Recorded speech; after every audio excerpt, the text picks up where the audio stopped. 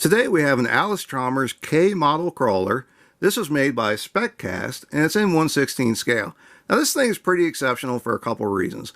The biggest one of which is the age. And I don't mean the age of the tractor. The tractor's from the 30s and we'll get into that in a minute.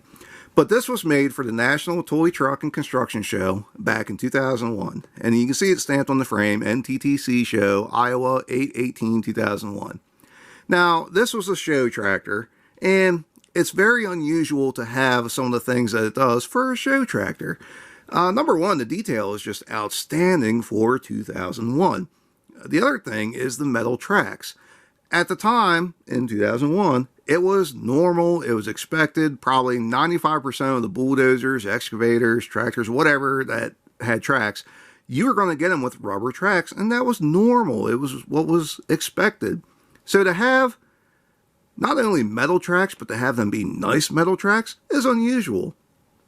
And there's an awful lot of metal used in this thing. The plastic is used sparingly, and you can tell because this thing weighs a metric ton.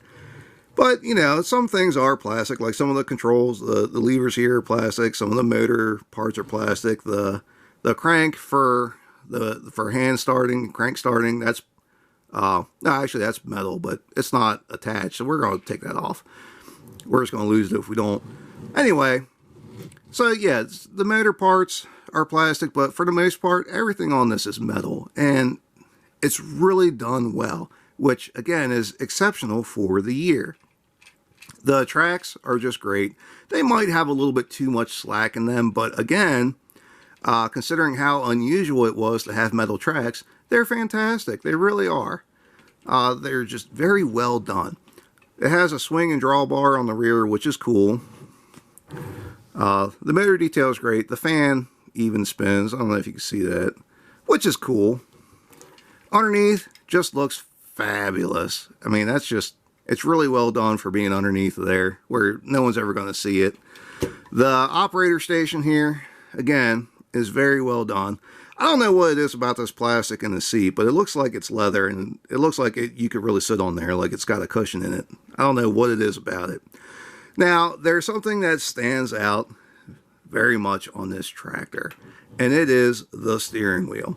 So, as I mentioned, this was made in the 30s. I think basically from like the Depression up until World War II was when the K model was out. And you could get it in gas or diesel. The diesel was a different, it's not a different number, but it's like a KO or KI, or I don't remember what it is. So I don't believe Allis Chalmers had gone to yellow yet for their industrial line.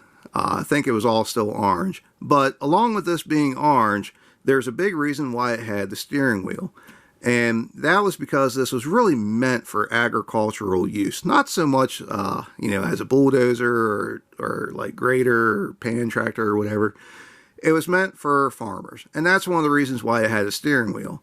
Now, here recently, we know of two other companies that have used that trick. Caterpillar Challengers had a steering wheel, and a John Deere, what are they called? The track tractors from John Deere, like the 8400T, they had a steering wheel because it was meant for farmers.